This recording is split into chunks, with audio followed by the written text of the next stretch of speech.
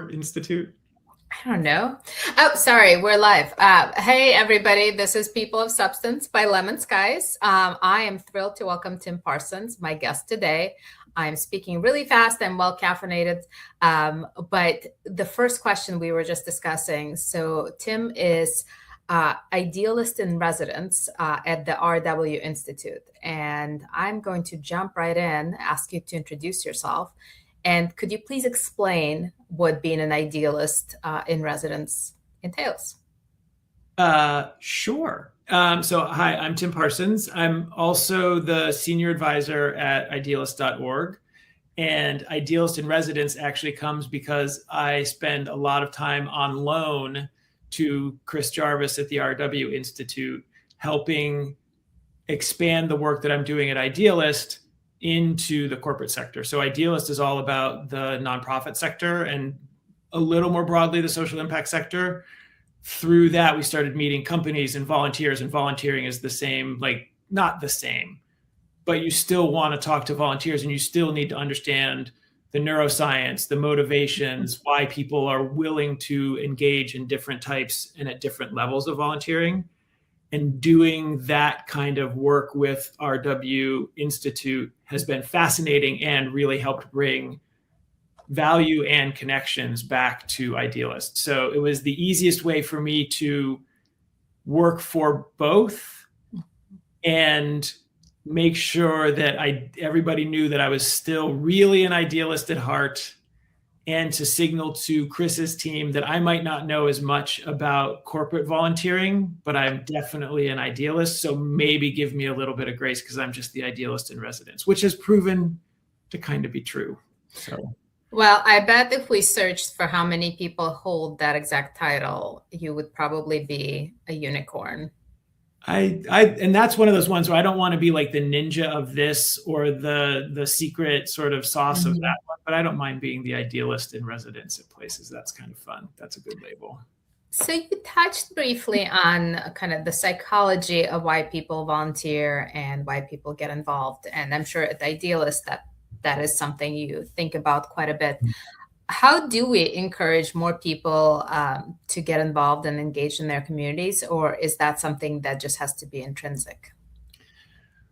We don't think so. I mean, that's actually the biggest part of the work that I'm doing with Amidar, who's the founder of Idealist. He's, it's 30 years this year of idealist.org. It started out as a social impact jobs board, and it was always going to be more than that. Ami's goal has always been to help people move from intention to action. Good intentions. What can we do to help you go from those good intentions to taking meaningful action?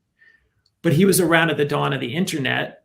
No shade to how old he is right now, but like he knew Craig from Craigslist, and he's like, oh, if Craig can do that, I can help people with that one little part of moving from intention to action by taking people who want jobs doing good work in the nonprofit sector and matching them up with nonprofits who have those jobs. So let me just do that first and see what happens. And then that just took off, and he just held on for like dear life for like about 20 years. And then he was like, oh, wait, I wanted to do the rest of it. I wanted to make sure that all of those other parts of connecting people who want to volunteer or just want to meet their neighbors or be like know how to engage with their city or mutual aid networks. I want to do all of the things that would make somebody who sees themselves as an idealist. I want a one-stop lifestyle destination for the idealists of the world. And so they started looking at, and they asked this really neat question, Olga, which was, if there is something in your community that you think should change and you haven't changed it, why not?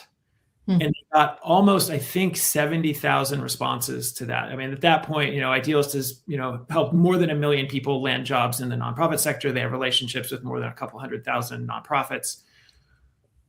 There was really, out of those 70,000 responses, maybe like 36, 37 like core things that people said. And even those really fell into 4 main buckets, which were, I'm exhausted and overwhelmed. There's just too much life going on. I don't have the energy to go participate. I don't want to do this by myself. I feel alone. I don't know where to start.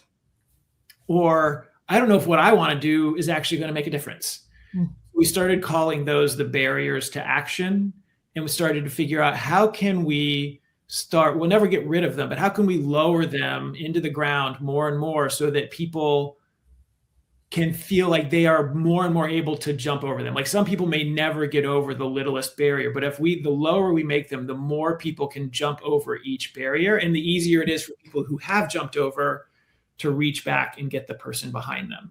And so we started really trying to figure out, how do we help people do that? And Ami's idea is to create this cycle of, one way to do it is to create a cycle of imagine, connect, act, and celebrate.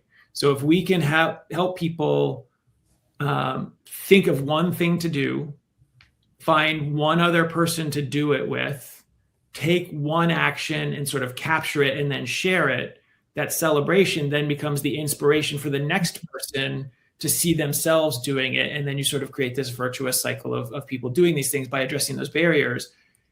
And we know that it's not just the people who haven't done anything. There's tons of people and organizations. Clearly, we're Idealists. We know all these people. So what we're trying to do is just get more people off the beach like little baby sea turtles. We just want to help them make it into the ocean, where then they can be caught and met by all these other groups and by their neighbors and by their friends and by their city and by these other nonprofits. So I think it's acknowledging and understanding what's holding people back and making it easier to participate. And then the one other thing that I think has become really interesting and evident to me in all of this is that we as a sector, and I think as nonprofits, because I used to have a job doing marketing at a nonprofit too, when you start trying to reach everybody, one of the things I think you wind up doing is yelling over the heads of the people who are standing closest to you, trying to reach the people who are far away, who are never going to come over here. And then you wind up alienating the people who are standing right in front of you going, hey, is the kid in the class, like, my hand's up, call on me. And then you just wind up not getting anybody. So if we can reach the people first who are the most interested and then ask them to invite their friends, that's one component of a very complex puzzle, which I know you spend a lot of time trying to unpack as well. You brought up the topic of barriers, which really kind of resonated with me.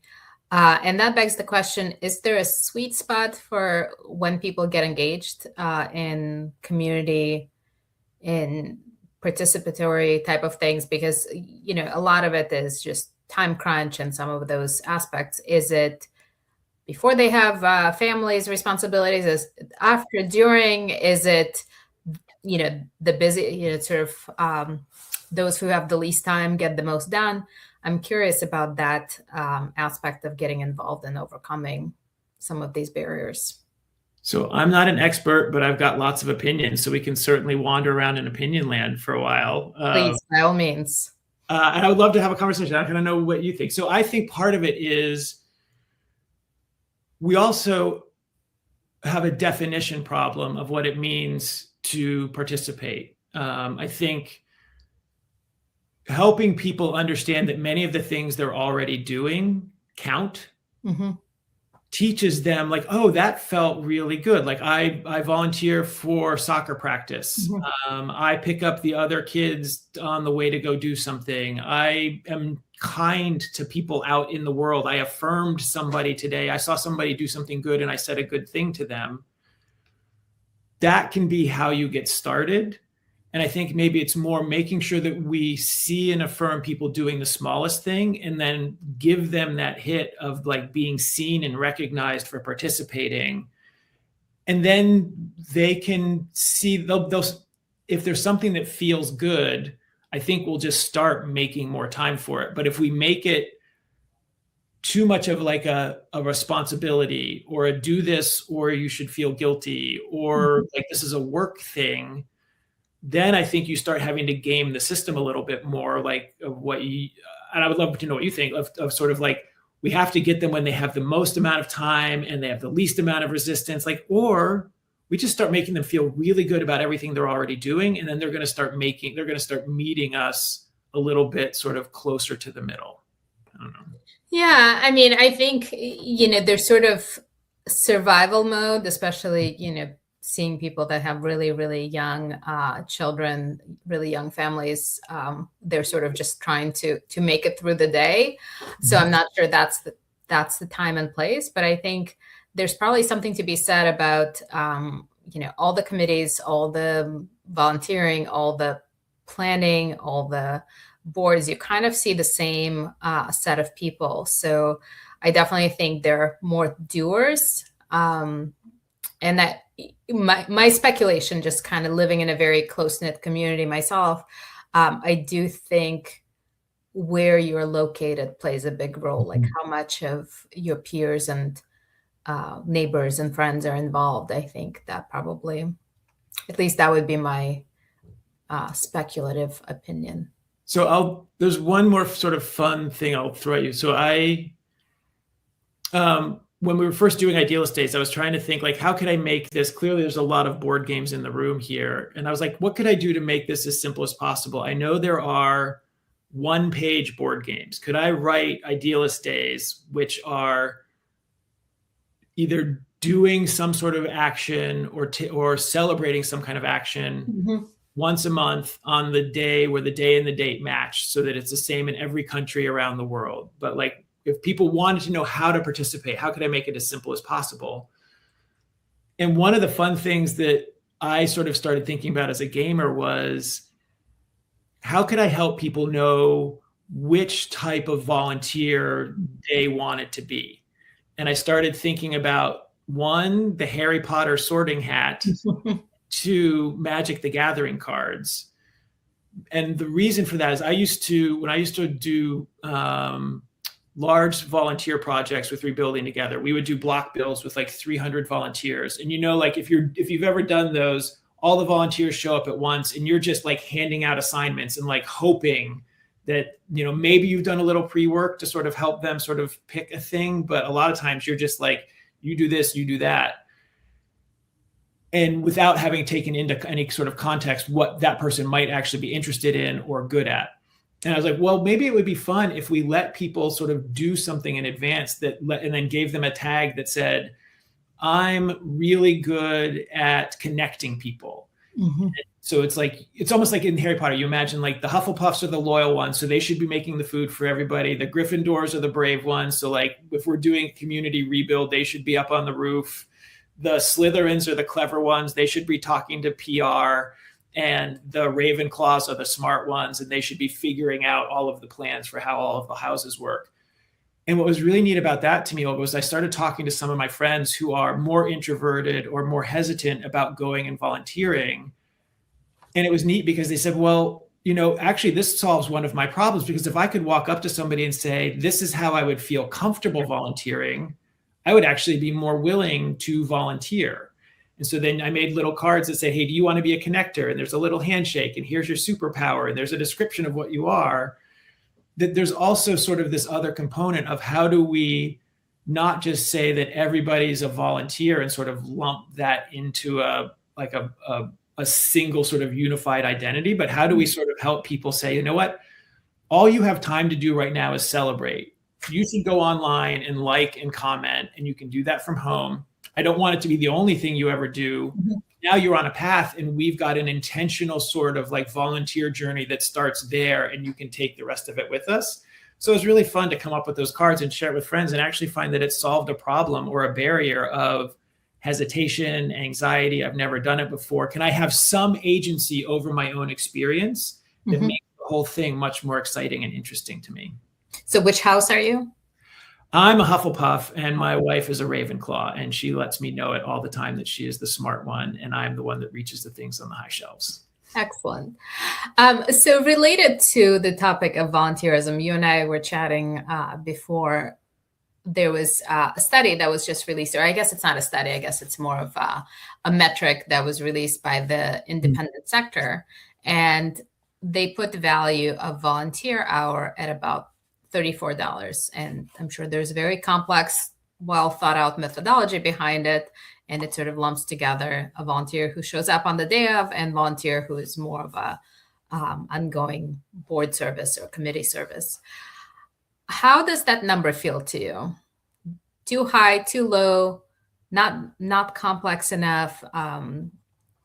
What's your reaction? I don't want to get in trouble, and I don't know enough about what I'm talking about. So again, we're just going to wave the opinion wand. Yes.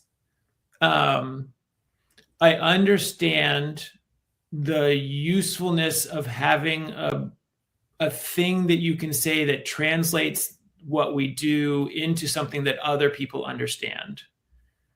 But I think turning the value into a numerical dollar amount feels like it sort of devalues the broader sort of value that a volunteer brings. Like, I understand that you're trying to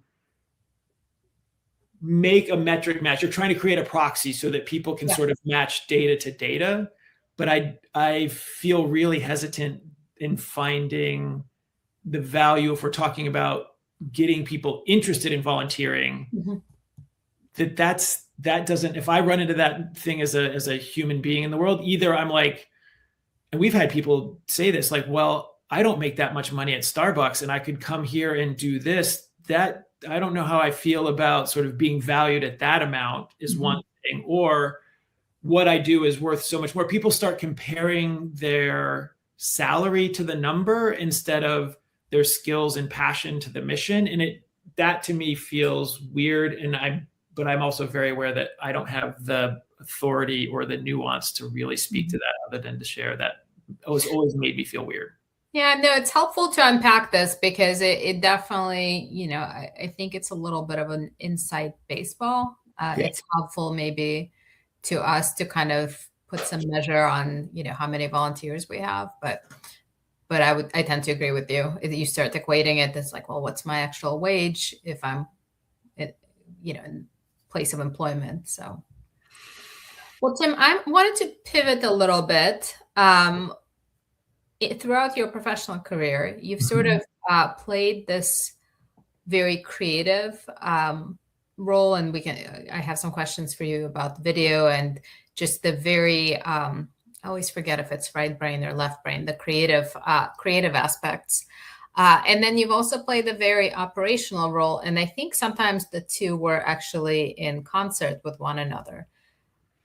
Can you talk a little bit about that? Do you consciously switch from one side of the brain to another? Is that sort of, you're just one of those people that sort of does both? What is that like? I feel like I have one set of skills that has been called different things in different organizations based on the requirement. So like in a lot of the places I went, I was a CMO in one, I was a COO in another, I was a senior advisor.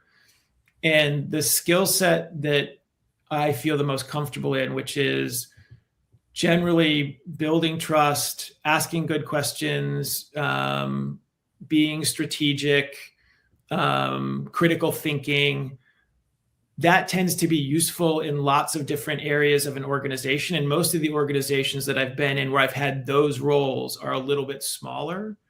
And so they're all sort of code word for like thought partner or senior advisor.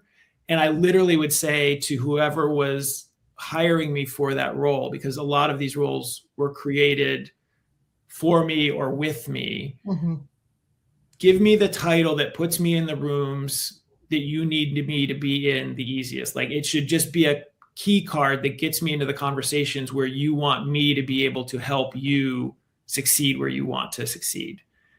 The strategic advisor, the critical thinking, the creative thought partner, the messaging, that kind of stuff all feels very tied together. And I think if it's one really core skill, it's understanding people's motivation, and specifically people who want to be in relationship with each other, and how to help those relationships be exciting, interesting, meaningful, and sort of durable.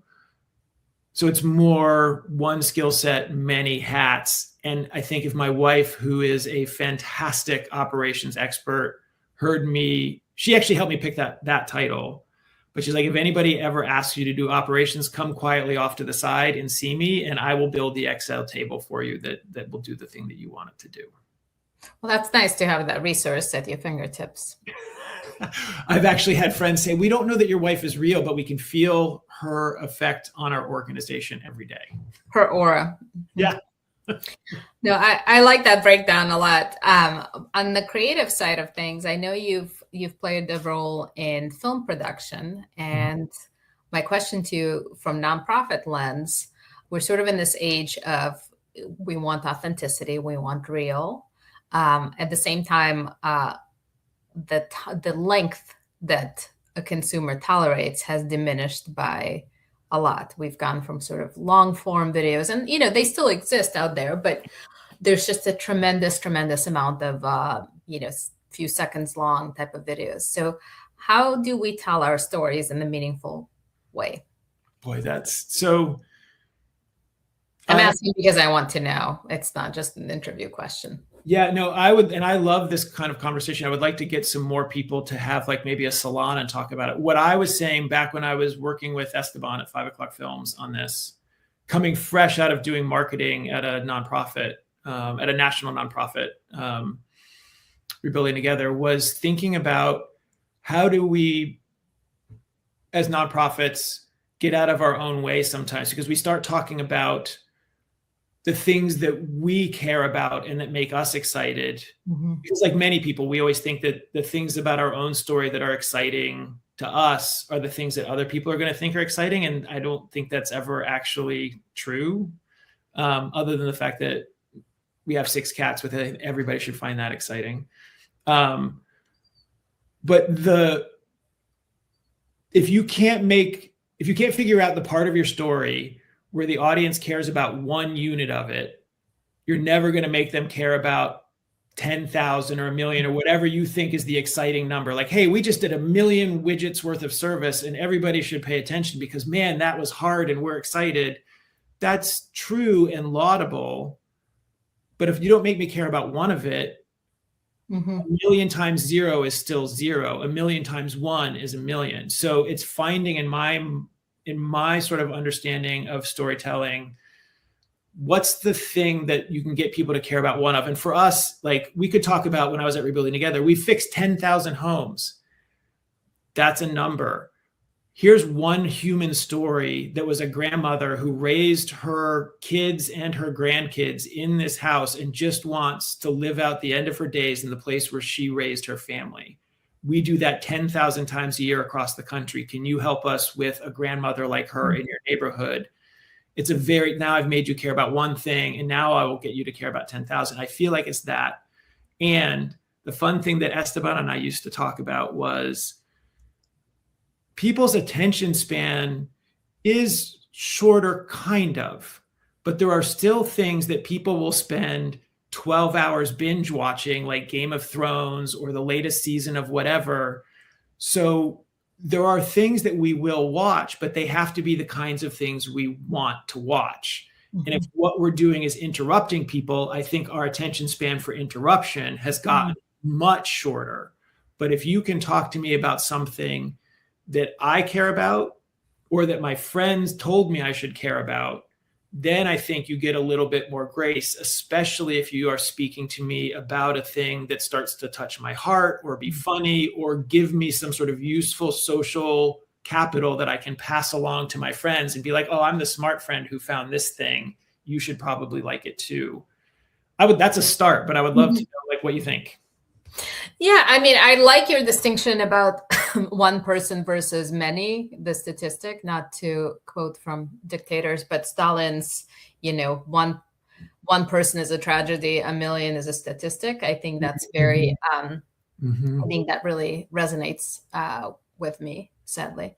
But, I think so much out there is manufactured. It's almost like you have to throw a lot of things against the wall and see what sticks, and you just never know what it is. And sometimes as marketers, we have a hard time predicting that. And I'd be really curious. Like I've learned in the last couple of years about like complexity and network theory, like how information moves through a network is really interesting. And there was a musical in New York called Title of Show. And it was literally like the true story of this little off Broadway troupe and their play. And then when they made it to off Broadway, they changed the play to be How We Got Here. And then when they made it to Broadway, they changed the play again. But in a lot of ways, it was about how do you be successful at getting a story to grow in the minds of the community. And they have this great song, and I will send it to you, or you can put a link to it or something. It's called 9 People's Favorite Thing. And I love it because I think it's, if you are, the refrain is something like, I would rather be 9 people's favorite thing than 100 people's 9th favorite thing. And I love that. Those 9 people will talk about their favorite thing all day. But if you're the 9th favorite thing, I don't ever talk about my 9th favorite thing with anybody. That's not the icebreaker at any party I've ever been to. Tell me about your 9th favorite thing. I don't know. But so if you can find those 9 people and then you get them to tell your story, that's another way to get it out there. So rather than competing for minutes of view, it's how many allies do you have now to help you tell that story? And again, I think it's you start small with the people who are standing closest to you, and you work with them to craft the most powerful resonant message that you can to other people like them. And then you hope it starts to resonate out from there. I know that not everybody has the luxury of that, but I think these days we might start to be forced into it because one to many is just so hard and expensive and a game of money and scale that I don't know that a lot of nonprofits can play. So we need to sort of think asymmetrically. Yeah, please do share that. And, I really do like that concept of you're most committed. And you started in our conversation earlier, kind of those who are standing closest to you. How do you engage them and how do you show appreciation and gratitude for what they're doing? And it helps you narrow your messaging down because you're talking to the people who love what you're doing the most. And now it's suddenly we language, right? You're not trying to talk about, like, you're not trying to convince somebody. You're speaking on behalf of, isn't this great that we all love this thing together? And they suddenly become like those super fans of the shows that go to the conventions or like asking for autographs. Like, find those people, talk to them, and then let them find the other people like them to come and join you. Well, and the viral moments fizzle out very quickly, much quicker than ever before. It's sort of 48 hours, sometimes a little bit longer, but not a whole lot. And, I've been seeing kind of some non-marketers saying, well, they planned it that way about the recent McDonald's thing, and you cannot plan for a viral moment. I don't know if you could. I don't know why you would plan for that particular one, but so, but you can't plan for it. You just never know what will take off. So.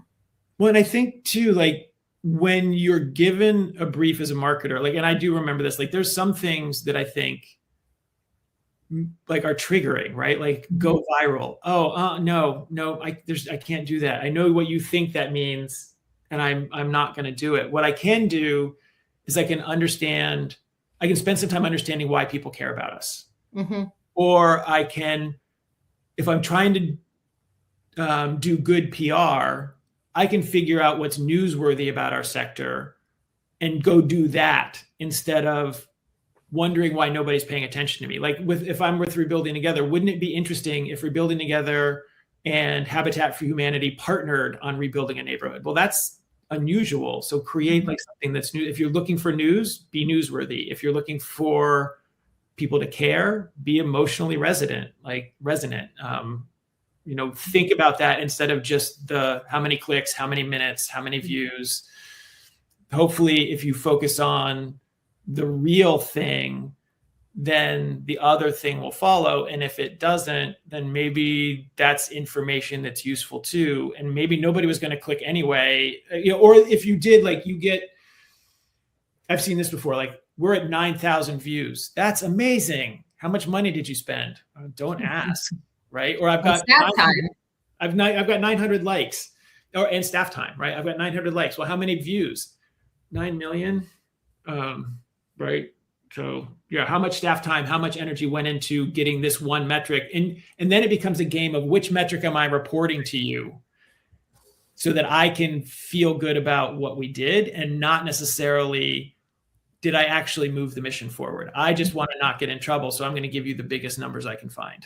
Yeah. Let me shift gears a little bit outside of your professional life as a volunteer. I know you've mentioned a supper club. I did. So I have a lot of questions about that. And is there a hot dish related to that? Is there, like, tell me about it. So the Social Impact Supper Club, it's funny, it actually started as a marketing thing where one friend who had a product was used by another friend who worked in corporate social responsibility. And the friend with the really cool product, which is all about collaborative video storytelling, how do you get a whole bunch of people to help you tell a story, which I thought was awesome, was used by my friend Adam, who was at Viacom at the time, to gather stories from 150 countries at once. People just used their phone and they gathered all the stories, and it went into one online thing. And you had a good editor who could stitch all that together. It was awesome. You could get 1,000 videos in 24 hours from all over the world. It was amazing. But the folks that seen it wanted, how can we meet more people like you, Adam? And Adam, being the super insightful guy that he was, said, well, you could either spend tens of thousands of dollars on LinkedIn ads that I'm going to ignore, or you could pay a few $1,000s and bring me and the other people like me who do social impact work together in an experience that meets who we think we are as humans. Like the sales team goes on these big sort of beachy things, and the CSR team gets to sit in a room with like bad lighting and terrible acoustic panels. So what if you took us to a farm to table restaurant, you sat us all down in like little groups of 6, you gave us a thing to talk about where we could actually be real, like that met, again, who our values are, and a really interesting nerdy conversation. We're nerdy about impact. Give us a thing to nerd out about. Give us some free booze and some free food. And you're going to accrue the benefits of being the convener who gave us this really lovely experience. And we just thought, well, what should we call it? And Adam's like, I don't know, Social Impact Supper Club, just call it that for now. And that's 10 years ago. And it's still that.